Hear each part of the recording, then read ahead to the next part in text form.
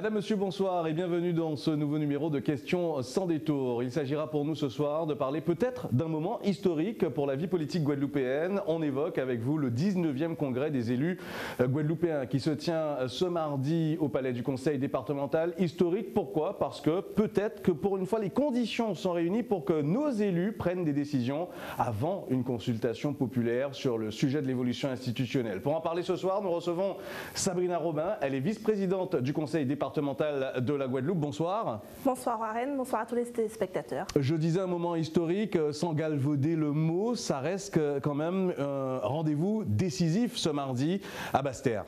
Bien entendu, c'est toute la volonté et c'est l'objectif de ce 19e congrès qui va se dérouler ce mardi 17 juin, d'en faire un congrès décisif, conclusif, pour enfin permettre cette fameuse évolution à la fois institutionnelle mais aussi statutaire que nous appelons de nos voeux pour la Guadeloupe. Un congrès qui s'inscrit après celui de juin 2024, dans lequel on avait vu déjà des avancées, des consensus se dégager. Est-ce que vous avez le sentiment aujourd'hui que l'ensemble de la classe politique est sur la même ligne pour arriver à proposer à la population guadeloupéenne une évolution?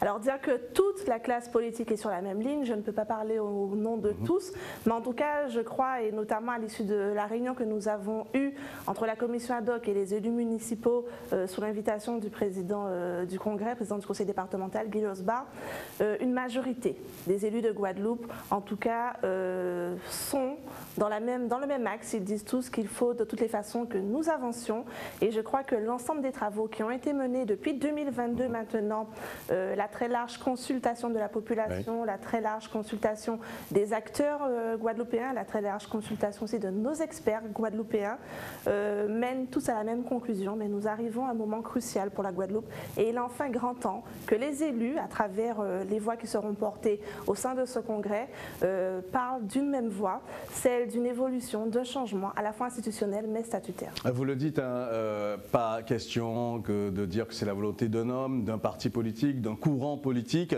Vous avez mené de larges consultations, des forums citoyens, vous venez de le dire, consulter des experts également, consulter la classe économique, les associations, un peu tout le monde représentatif. Finalement, même si parfois on n'est pas tout à fait d'accord sur la méthode, mais sur le fond, il y a une volonté d'évolution qui se dégage. Écoutez, la méthode, elle s'est voulue dès 2022, dès la constitution de la commission ad hoc, oui, qui a pour mission de réfléchir et de préparer les travaux et des différents congrès participatifs.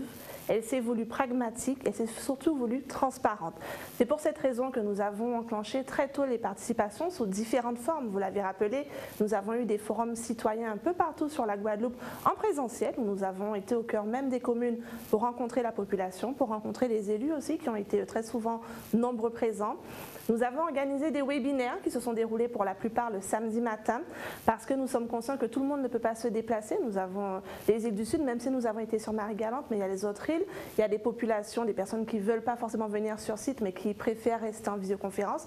Et puis les nombreux Guadeloupéens qui sont à l'extérieur du territoire mais qui ont aussi tout à fait le droit de pouvoir partager leurs questionnements, pouvoir partager aussi leur désir pour l'évolution de la Guadeloupe.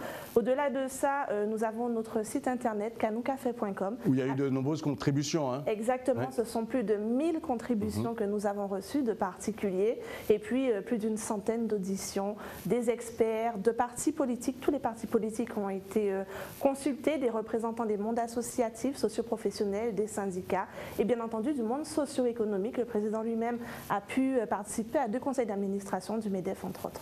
Ça n'a pas empêché que certains brandissent parfois l'étendard de la peur face à cette évolution. Forcément, tout changement peut faire craindre à une population, mais vous avez insisté en méthodologie d'explication sur le fait qu'une évolution ne change pas tout dans le quotidien du Guadeloupéen, mais fait avancer les choses pour le pays, c'est ça? Bien sûr, c'est un processus qui est long. Il est long parce que nous voulons prendre toutes les garanties. Donc, l'ensemble de ces consultations, c'est une première garantie. La présence des experts guadeloupéens, je vais les nommer, Fred Reynaud, Julien Mérillon, Sébastien Matourapars, Sade, il y en a beaucoup encore, Fred Deyel, je pense que Pierre-Yves Chicot, Didier Détouche. Nous avons la chance d'avoir en Guadeloupe des personnes qui sont très formées, qui sont experts, qui sont docteurs, professeurs, enseignants et qui ont eu largement le temps de faire le tour de la question. Donc il est important pour nous de les associer, nous dans notre rôle d'élus, de politiques, et puis eux dans leur rôle d'experts pour avoir ce côté beaucoup plus scientifique, pour avoir tous les garde-fous dans la démarche que nous construisons pour la Guadeloupe. Et c'est vrai que beaucoup de personnes me disent la démarche est longue, le cas nous qu'a fait, mais le quittons nous qu'a fait. Donc j'espère vraiment que ce mardi 17 juin, nous qu'a fait tous ensemble. Oui, parce que ce congrès, il est décisif, mais il y a tout un processus qui est mis en place avec une législation en vigueur, une loi qui doit être promulguée, une consultation populaire. Là, vous insistez sur le fait de dire que les élus proposent, mais ça reste aux Guadeloupéens de choisir finalement. Bien entendu, de toutes les manières, il y a un cadre constitutionnel, un cadre législatif qui existe et aucune évolution ne se fera sans la consultation de la population. C'est inscrit dans la loi, donc on entend par ailleurs les élus font leurs affaires, non pas du tout. C'est notre rôle en tant qu'élus de prendre toutes les dispositions qu'il faut pour proposer un projet. Nous allons proposer un projet de loi organique dont nous avons délimité les contours. Nous allons le présenter au sein du Congrès, mais ce n'est qu'une étape dans le processus parce qu'après il faudra le présenter aussi et le soumettre au gouvernement. Donc il y aura des négociations, il y aura des allers-retours. Ensuite, pour avoir un projet finalisé qui sera soumis au vote de la population. Nous sommes dans une démocratie et je pense que c'est ce qui est important. Donc ce n'est pas un processus où la population est à côté, bien au contraire, c'est pour la population et c'est surtout avec la population. Il y a quand même un triptyque qui ressort depuis le dernier congrès, le 18e congrès, c'est fusion des deux assemblées, région, département, pouvoir normatif local, je vais y arriver, et emblème également, j'ai envie de voir dans ces triptyques finalement les symbole d'une avancée notable dans la gestion administrative et politique, voire économique du pays. Bien entendu, la Guadeloupe est département depuis 1946.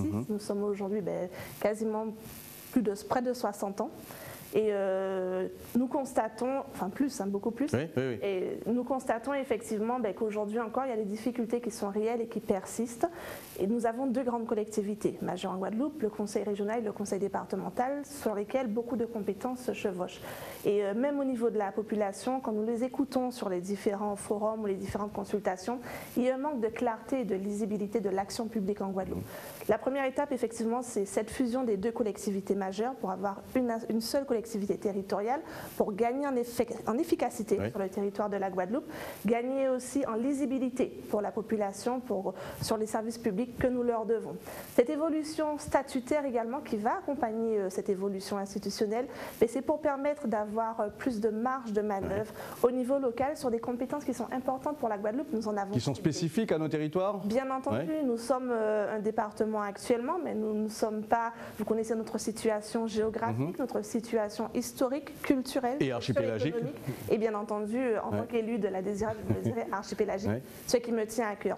Donc je crois que nous devions avoir vraiment cette possibilité sur des compétences que nous avons clairement identifiées, clairement prédéfinies, d'avoir beaucoup plus de marge de manœuvre. C'est pour cette raison que nous souhaitons avoir un pouvoir normatif en local. Ça peut être un sujet clivant, je l'ai évoqué dans le triptyque, c'est la question des emblèmes, mais c'est aussi une façon de rassemblement identitaire sur le territoire, c'est important également. Mais écoutez, sur la question des emblèmes, j'ai envie de vous dire que nous ne sommes pas précurseurs. Nous sommes peut-être même en retard. Quand nous regardons les autres départements ou territoires d'outre-mer, ils ont tous leur emblème. Nous le rappelions il y a 2 jours, même la Réunion, qui aujourd'hui n'est pas dans la même démarche que nous, a son drapeau au niveau de la Réunion. Donc je crois que c'est une attente forte de la population. Nous avons la chance d'être en Guadeloupe, d'avoir... Je prends un exemple, par exemple des équipes sportives qui vont nous représenter dans la Caraïbe sur certains championnats, que nous avons du mal à identifier en tant qu'équipe guadeloupéenne, que nous identifions en tant qu'équipe française. Donc c'est aussi une reconnaissance de ce peuple guadeloupéen à travers ses propres emblèmes, que seraient le drapeau et l'hymne. Vous l'avez dit, c'était une de mes dernières questions, la Martinique, la Guyane, Mayotte, les autres territoires d'outre-mer ont pris cet élan. Avons-nous du retard en Guadeloupe, Sabrina Robin? Alors, je ne dirais pas que nous avons du retard. J'ai simplement envie de dire que nous avons la chance de pouvoir bénéficier de l'expérience des territoires qui ont été vers ce chantier avant nous. À travers les consultations, j'ai oublié de le dire, nous avons aussi reçu les présidents des collectivités que vous venez d'évoquer et d'autres encore pour nous partager à la fois leur démarche et puis aujourd'hui, que sont devenus ces territoires.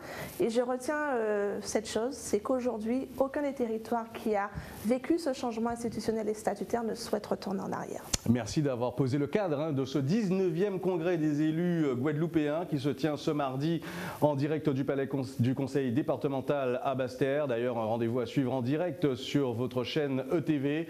On l'a dit, un rendez-vous qui peut être historique. Merci encore Sabrina Robin. C'est moi qui vous remercie. Bonne soirée à vous et à très vite pour un nouveau numéro de Questions sans détour.